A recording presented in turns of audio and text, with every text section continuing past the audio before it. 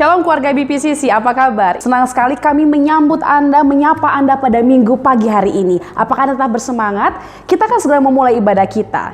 Mari Bapak Ibu Saudara-saudari dapat mempersiapkan diri dengan baik dan dengan penuh konsentrasi. Bapak Ibu Saudara-saudari, sebelum kita memulai ibadah, mari kita berdoa bersama. Bapak, kami mengucap syukur karena Engkau sungguh baik. Kebaikan-Mu yang kami alami setiap hari membuat kami tetap berpengharapan kepada Engkau. Pada hari ini dalam ibadah kami Tuhan, nama-Mu yang dimuliakan, nama-Mu yang dipuji, nama-Mu yang disembah. Terima kasih untuk hari yang baru dan kami bersemangat Tuhan untuk benar-benar menikmati sekali lagi anugerah-Mu yang besar. Di dalam nama Yesus kami sudah berdoa. Haleluya. Amin.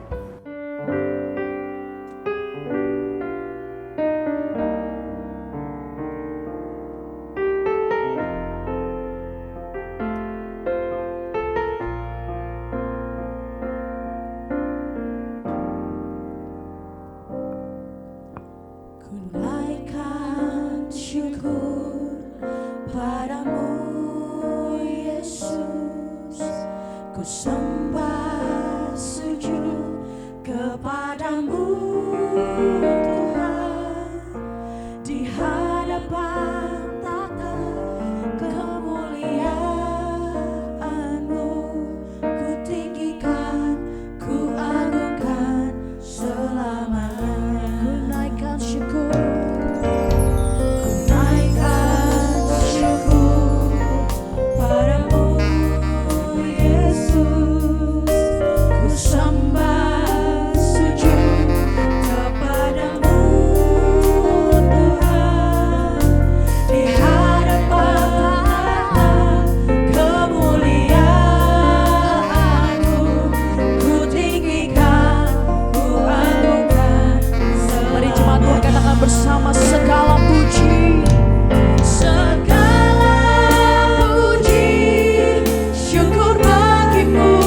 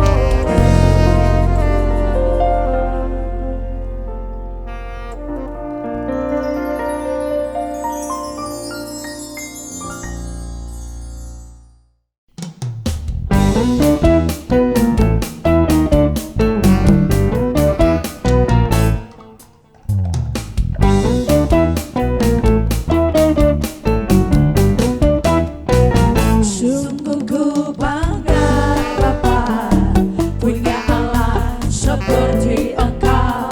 Sungguh ku bangga Yesus atas segala pengorbananmu. Tak ingin aku hidup lepas dari kasih-Mu.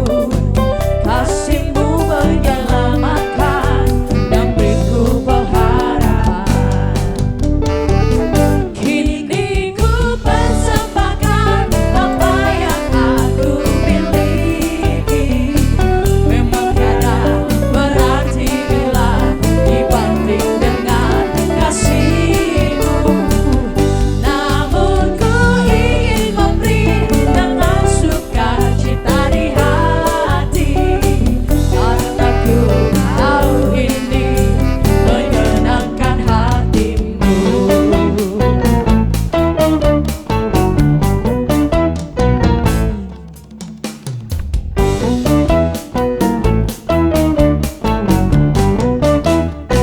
Sungguh ku bangga Bapa punya Allah seperti Engkau. Sungguh ku bangga Yesus atas segala pengorbananmu. Tak ingin aku hidup lepas dari kasih-Mu.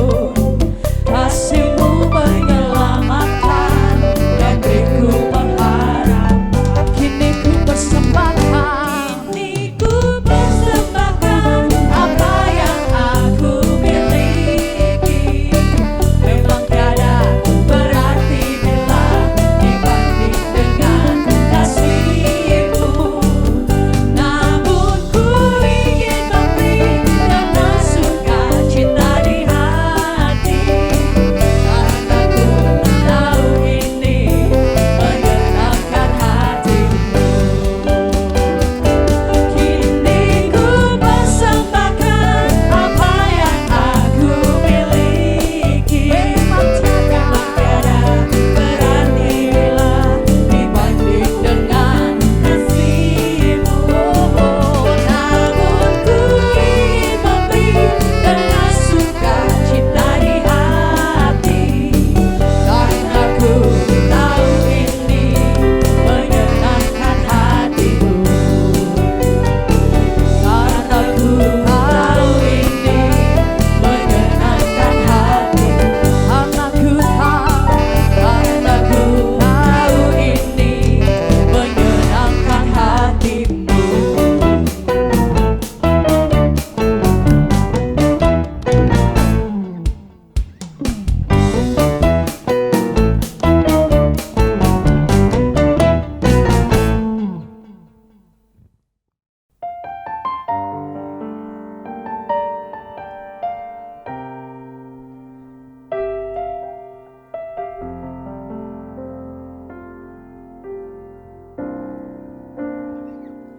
Ku sadar tak semua dapat aku miliki di dalam hidupku. Hatiku percaya rancangan-Mu bagiku adalah yang terbaik. Walau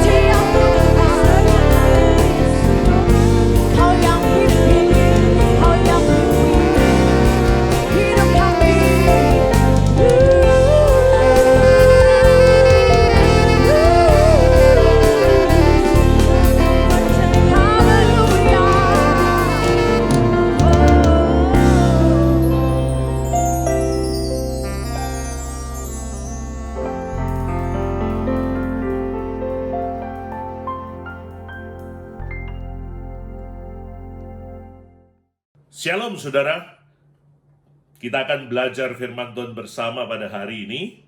Dan sebelumnya kita akan berdoa terlebih dahulu. Tuhan Yesus, kami berterima kasih buat hari ini diberi kesempatan untuk kembali duduk diam dekat kaki-Mu Tuhan, untuk mendengarkan suara Tuhan. Kami percaya Roh Kudus pasti menolong kami semua untuk mengerti, memahami firman yang kami dengar. Roh Kudus yang memampukan kami juga untuk hidup sesuai dengan firman yang kami dengar pada hari ini. Tuhan, ambil alih semuanya dalam kendali-Mu ya Bapa. Kami mau duduk untuk mendengarkan firman-Mu, membuka hati dan telinga kami ya Tuhan. Di dalam nama Tuhan Yesus Kristus, kami sudah berdoa dan mengucap syukur. Amin. Puji Tuhan, kita akan belajar firman Tuhan pada hari ini, yang terambil dalam kitab Kejadian pasal yang keempat, ayat yang pertama sampai dengan ayat yang keempat. Tema dari firman Tuhan pada hari ini berbicara mengenai persembahan yang berkenan kepada Tuhan tentunya. Ya, kita akan melihat dalam Kejadian pasal yang keempat, ayat yang pertama dikatakan demikian. Kemudian manusia itu bersetubuh dengan Hawa, istrinya, dan mengandunglah perempuan itu, lalu melahirkan Kain. Maka kata perempuan itu, aku telah mendapat seorang anak laki-laki dengan pertolongan Tuhan. Selanjutnya dilahirkannya lah Habel, adik Kain. Dan Habel menjadi gembala kambing domba, Kain menjadi petani. Setelah beberapa waktu lamanya, maka Kain mempersembahkan sebagian dari hasil tanah itu kepada Tuhan sebagai korban persembahan. Habel juga mempersembahkan persembahan dari anak sulung kambing dombanya, yakni lemak-lemaknya. Maka Tuhan mengindahkan Habel dan korban persembahannya itu. Amin. Kita melihat di sini saudara bahwa Adam dan Hawa dikaruniai 2 anak pada waktu itu. Dan kita melihat bahwa Adam dan Hawa mengajar anak-anaknya dengan baik. Mereka harus mempersembahkan korban kepada Tuhan. Dan kita melihat di sini bahwa Kain mempersembahkan korban dari hasil yang dia kerjakan. Demikian juga Habel mempersembahkan korban dari hasil yang dia kerjakan juga. Kita melihat bahwa dari persembahan mereka, persembahan Habel lah yang diindahkan oleh Tuhan. Tuhan suka dengan apa yang Habel berikan. Nah, kita melihat dan mempelajari pada hari ini, mengapa atau apa sebabnya persembahan Habel diindahkan oleh Tuhan. Bagaimana persembahan Habel ini bisa berkenan kepada Tuhan. Ya, kita nggak belajar mengenai Kain, kita belajar mengenai Habel. Sebab tema kita persembahan yang berkenan kepada Tuhan. Nah, kita melihat di dalam ayat keempat, saudara, ada 2 hal yang ingin saya bagikan kepada saudara mengapa persembahan Habel diterima atau diindahkan oleh Tuhan. Dikatakan yang pertama bahwa dalam ayat yang keempat, Habel mempersembahkan anak sulung kambing dombanya. Sekali lagi saya katakan bahwa Habel mempersembahkan anak sulung kambing dombanya. Di dalam kitab Keluaran, pasal yang ke-13, ayat yang pertama sampai dengan ayat yang kedua, kita melihat di sini, berfirmanlah Tuhan kepada Musa, kuduskanlah bagiku semua anak sulung, semua yang lahir terdahulu dari kandungan pada orang Israel, baik pada manusia maupun pada hewan, akulah yang empunya mereka. Ayat 11, apabila engkau telah dibawa Tuhan ke negeri orang Kanaan, seperti yang telah dijanjikannya dengan sumpah kepadamu dan kepada nenek moyangmu, dan negeri itu telah diberikannya kepadamu, maka haruslah kau persembahkan bagi Tuhan segala yang lahir terdahulu dari kandungan, juga setiap kali ada hewan yang kau punyai beranak pertama kali, anak jantan yang sulung adalah bagi Tuhan. Amin.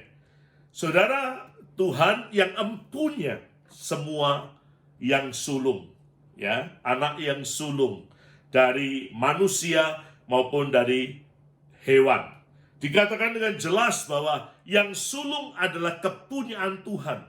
Nah, kita melihat bahwa yang sulung artinya yang lahir pertama. Tuhan ingin dalam kehidupan kita juga demikian, saudara. Belajarlah mengutamakan Tuhan dalam hidup ini. Belajar mendahulukan Tuhan dalam hidup ini, saudara. Jangan Tuhan dikasih yang sisa-sisa, ya, atau jangan Tuhan dikasih yang istilahnya bekas-bekas, saudara. Jangan yang seperti itu. Kasih kepada Tuhan yang utama. Contohnya misalnya, waktu kita beristirahat malam, kita bangun tidur, jangan cari yang lain dahulu, saudara. Cari Tuhan. Hampiri Tuhan. Bangun hubungan yang intim dengan Tuhan. Bangun kebersamaan dahulu dengan Tuhan sebelum melakukan segala sesuatunya.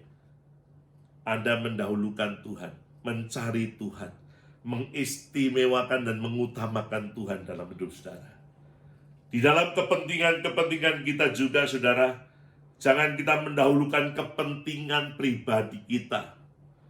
Ya, tapi justru kita harus mendahulukan kepentingan Tuhan dalam kehidupan kita.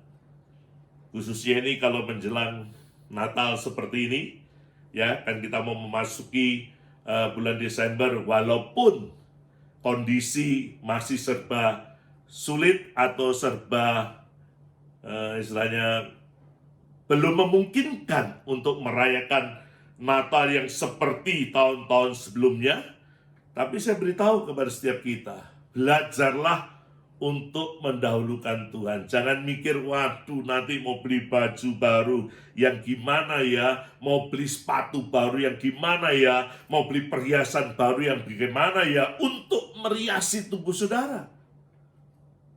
Justru dalam kondisi yang seperti inilah, kita harus tahu apa yang Tuhan mau untuk kita kerjakan terlebih dahulu. Ya, mengutamakan kepentingan Tuhan. Kalau Tuhan seandainya berkata kepada kita, singkirkan hal-hal yang hanya memuaskan hawa nafsumu sendiri atau kepentingan-kepentingan pribadimu, belajar mendahulukan kepentingan Tuhan. Bisa jadi Tuhan suruh kita untuk kita memperhatikan orang lain. Ya, saya seringkali katakan bahwa Natal itu sebetulnya bukan waktunya untuk kita berpesta pora atau berfoya-foya. Ya, saya seringkali melihat ada banyak gereja setiap kali Natal mengumpulkan dana sebesar-besarnya. Tujuannya untuk apa? Seringkali tujuannya untuk memuaskan dirinya, untuk memuaskan hawa nafsunya, untuk memuaskan kedagingannya. Di situ banyak diadakan atau dilakukan ajang penampilan. Supaya saya dilihat lebih bagus gimana, supaya saya dilihat lebih cantik gimana, supaya saya dilihat lebih wah gimana. Padahal bukan itu makna Natal. Kalau kita tahu makna Natal sesungguhnya adalah di mana Kristus Yesus telah turun ke dunia untuk memperhatikan kita, orang-orang yang berdosa, orang-orang yang membutuhkan uluran tangan supaya diselamatkan.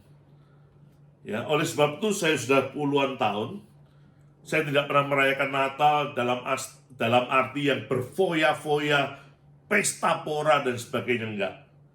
Tapi kami mulai belajar apa yang Tuhan mau untuk kami lakukan sih. Kami mulai dibawa Tuhan untuk perhatikan orang-orang yang miskin, orang-orang yang hina, orang-orang yang mengulurkan peruluran tangan kita. Kami datangi mereka dan kami bagikan sesuatu buat mereka. Karena itu yang Tuhan mau untuk kami kerjakan, untuk saya lakukan secara pribadi. Tuhan taruh dalam hati saya dan saya lakukan itu dengan kesungguhan hati saya. Dan puji Tuhan, menjadi berkat yang luar biasa bagi orang-orang yang kami datangi. Saudara, belajar mendahulukan Tuhan itu penting sekali. Belajar mengutamakan Tuhan itu penting sekali.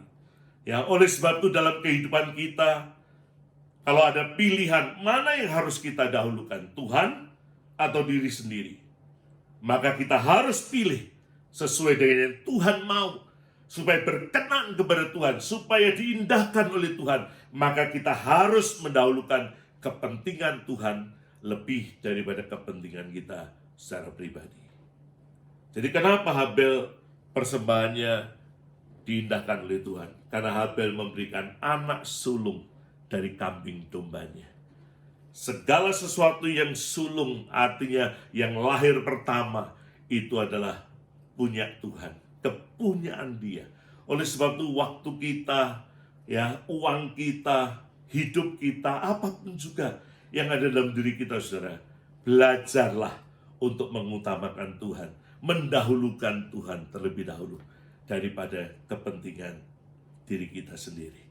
Yang kedua, kita melihat hal yang kedua dikatakan dalam Kejadian pasal yang keempat, tadi ayat yang keempat. Selain Habel memberikan anak kambing dombanya yang sulung, dia juga memilih yang banyak lemak-lemaknya. Ya, saya perhatikan dalam kitab Imamat ini, ada Imamat pasal yang ketiga, ditulis dengan jelas dalam firman Tuhan ini. Imamat pasal yang ketiga, kita perhatikan ayat yang ke-14, ya, 14, 15, 16. Kemudian dari kambing domba itu harus kamu mempersembahkan lemak yang menyelubungi isi perut, dan segala lemak yang melekat pada isi perut itu sebagai persembahannya, berupa korban api-apian bagi Tuhan. Dan lagi, kedua buah pinggang dan lemak yang melekat padanya, yang ada pada pinggang dan umbai hati, yang harus dipisahkannya, beserta buah pinggang itu. Imam harus membakar semuanya itu di atas mezbah, sebagai santapan berupa korban api-apian, menjadi bau yang menyenangkan. Segala lemak adalah kepunyaan Tuhan. Ayat yang ketiga, saya mundur sedikit. Ayat yang ketiga berkata demikian. Kemudian dari korban keselamatan itu, ia harus mempersembahkan lemak yang menyelubungi isi perut, dan segala lemak yang melekat pada isi perut itu sebagai korban api-apian bagi Tuhan. Dan lagi kedua buah pinggang dan lemak yang melekat padanya, yang ada pada pinggang dan umbai hati, yang harus dipisahkannya, beserta buah pinggang itu. Anak-anak Harun harus membakarnya di atas mezbah, yakni di atas korban bakaran yang sedang dibakar di atas api, sebagai korban api-apian yang baunya menyenangkan bagi Tuhan. Jikalau persembahannya untuk korban keselamatan bagi Tuhan adalah dari kambing domba, seekor jantan atau seekor betina, haruslah ia mempersembahkan yang tidak bercela. Amin.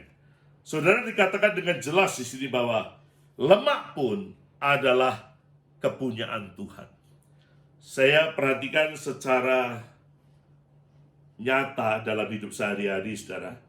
Kalau saya itu lewat, misalnya ada orang atau sedang bakar jual sate gitu maksudnya, ya, saya perhatikan kalau di dalam tusukan sate itu, daging-daging itu ada terselip atau ada lemaknya, maka asapnya itu baunya beda dengan tusuk sate yang dagingnya tidak diselipin lemak. Ya, memang baunya lebih enak, lebih harum kalau yang ada lemaknya. Ya, oleh sebab itu Habel ini luar biasa. Dia tidak hanya memberikan anak kambing domba yang sulung saja, tapi dia pilihkan juga yang lemaknya banyak. Karena tahu dia bahwa lemak ini adalah kesukaannya Tuhan. Lemak ini adalah hal yang menyenangkan hati Tuhan. Dia pilih yang bagus. Dia pilih yang terbaik. Dalam kita memberi kepada Tuhan, dalam kita mempersembahkan kepada Tuhan, kita harus mempersembahkan yang terbaik, saudara.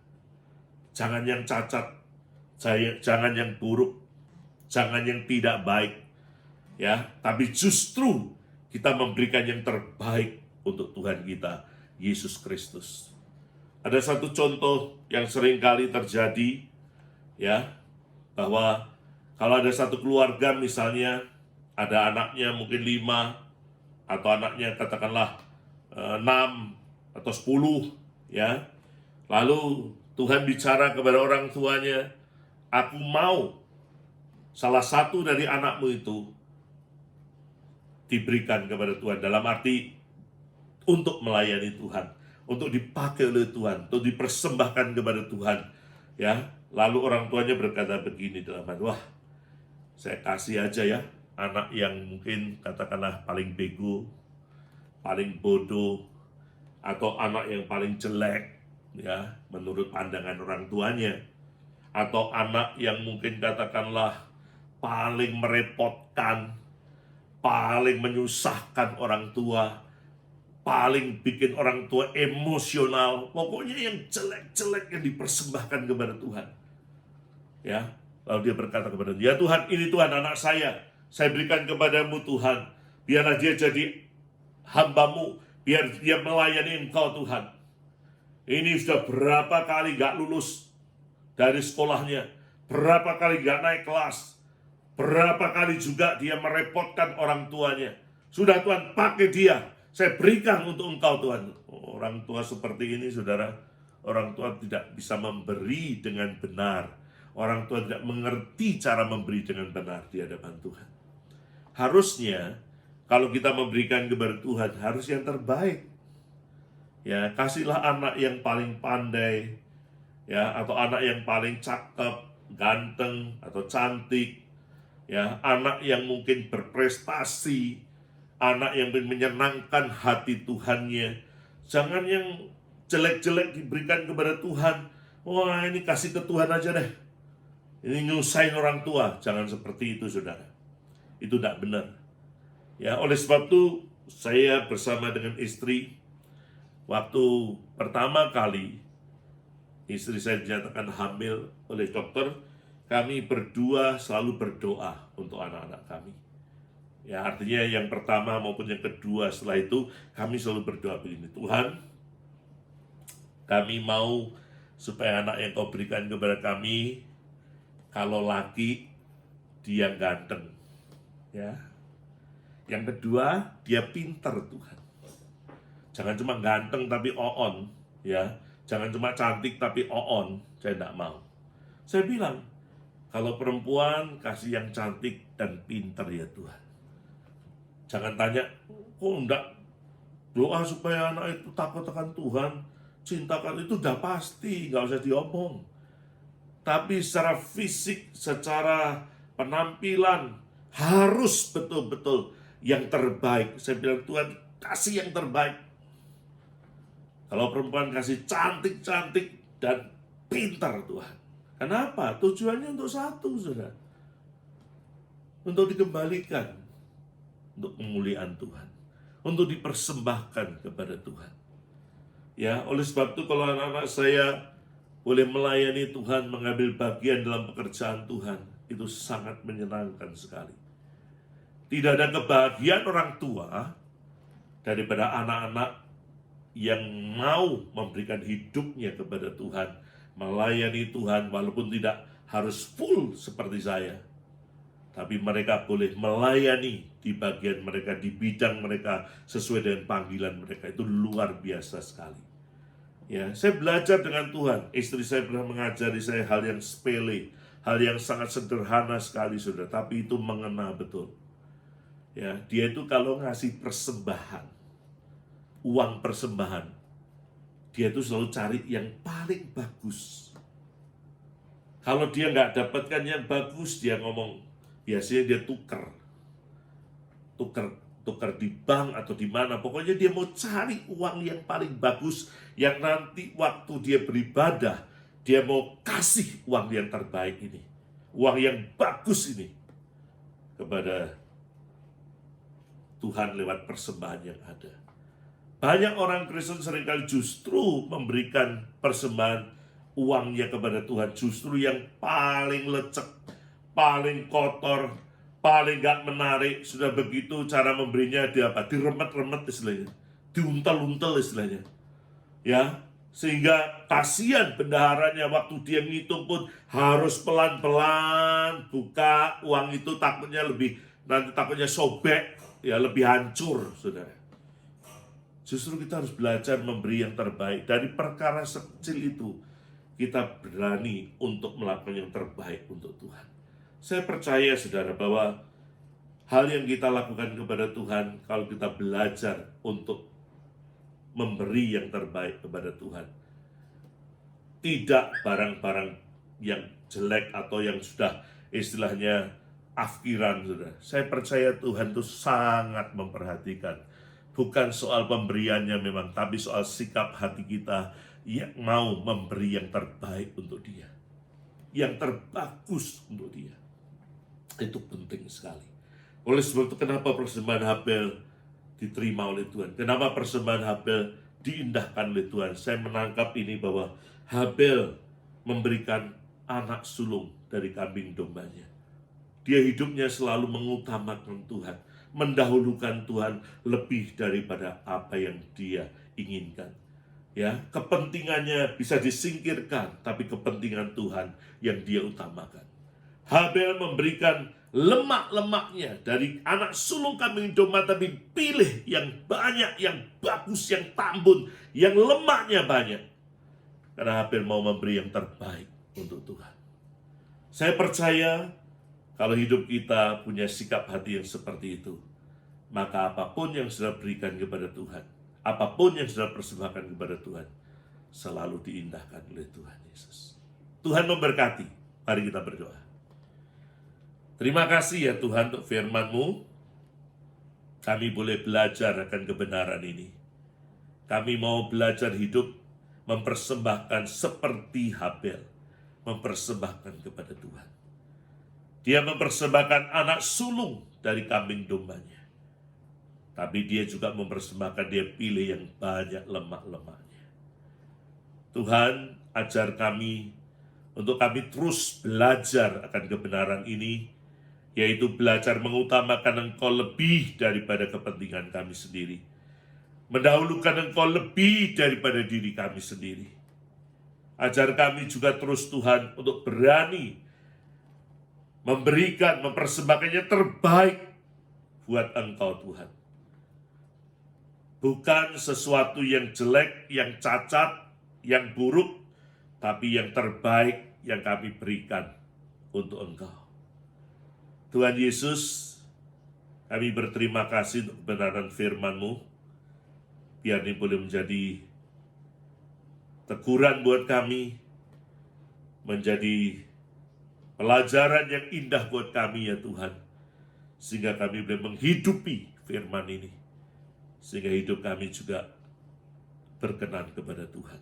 Persembahan yang kami lakukan, apapun juga, termasuk persembahan hidup kami juga Tuhan, boleh menyukakan hati-Mu Bapa.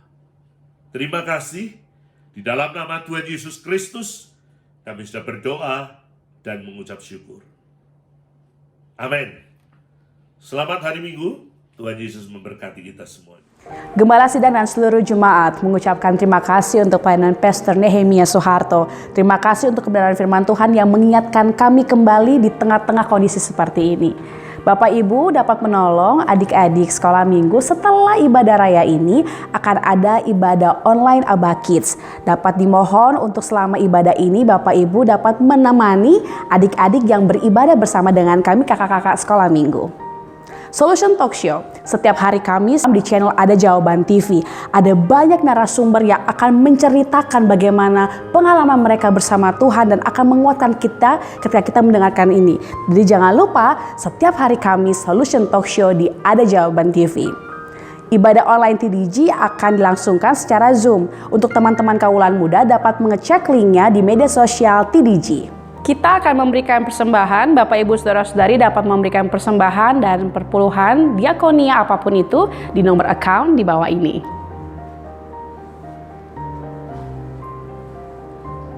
Demikianlah pengumuman untuk minggu ini.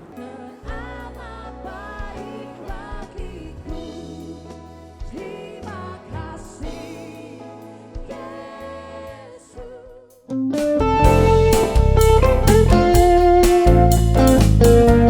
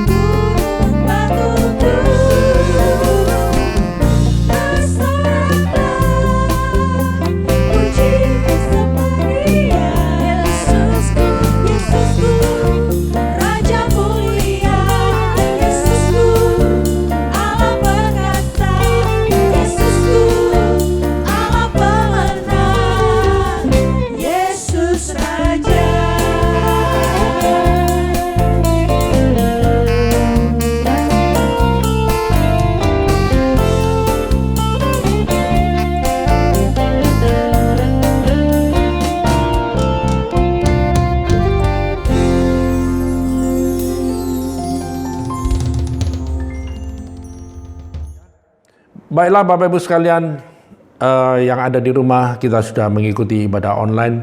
Kiranya semua saudara boleh diberkati oleh pemberitaan firman Tuhan. Kita sekarang boleh mengucap syukur kepada Tuhan. Mari kita bersama-sama berdoa. Kita menaikkan doa permohonan kepada Tuhan. Bapa di dalam surga, di dalam nama Tuhan Yesus kami mengucap syukur buat hari ini. Kami boleh mengikuti ibadah online dan kami percaya hidup kami boleh dipulihkan, hidup kami boleh dikuatkan, dan hidup kami Tuhan boleh semakin berkenan kepadamu. Terima kasih buat pemberitaan firman-Mu yang sudah membuat hidup kami boleh diubahkan seturut dengan kehendak Tuhan. Terima kasih Bapa, kami mengucap syukur buat berkat-Mu yang terjadi dalam kehidupan kami. Terima kasih Bapa, terpujilah nama Tuhan yang kekal. Tuhan memberkati engkau dan melindungi engkau. Tuhan menyinari engkau dengan wajahnya, memberi engkau kasih karunia. Tuhan menghadapkan wajahnya kepadamu dan memberi engkau damai sejahtera. Diberkati engkau di kota, diberkati engkau di ladang, diberkati buah kandunganmu, hasil bumi, hasil ternakmu, diberkati bakulmu dan tempat adonanmu. Diberkati engkau pada waktu masuk, diberkati engkau pada waktu keluar. Tuhan memerintahkan berkat atasmu, dalam lumbumu, dalam segala usahamu, memberkati engkau di negeri yang diberikan kepadamu oleh Tuhan. Dan Tuhan menetapkan engkau menjadi umatnya yang kudus, seperti yang dijanjikannya dengan sumpah kepadamu, jika engkau berpegang pada perintah Tuhan dan hidup menurut jalan yang ditunjukkannya. Maka semua berkat-berkat ini akan datang mengalir kepadamu dan menjadi bagianmu, jika engkau mendengarkan suara Tuhan dan melakukan kehendak Bapa dengan setia. Mari jemaat Tuhan kita mengangkat tangan bersama-sama, kita boleh menerima anugerah berkat Tuhan, yaitu damai sejahtera dan sukacita dari Bapa Surgawi, kasih setia, kebaikan, kemurahan, anugerah dari Tuhan Yesus, dan di dalam penyertaan oleh kuasa Roh Kudus yang menyertai menuntun langkah hidup kita mulai sekarang sampai selama-lamanya. Di dalam nama Tuhan Yesus Kristus, semua yang percaya boleh berkata haleluya, amin. Tuhan Yesus memberkati semua saudara. Selamat hari Minggu, selamat beraktivitas bersama keluarga Anda masing-masing. Tuhan Yesus memberkati. God bless you. Amen.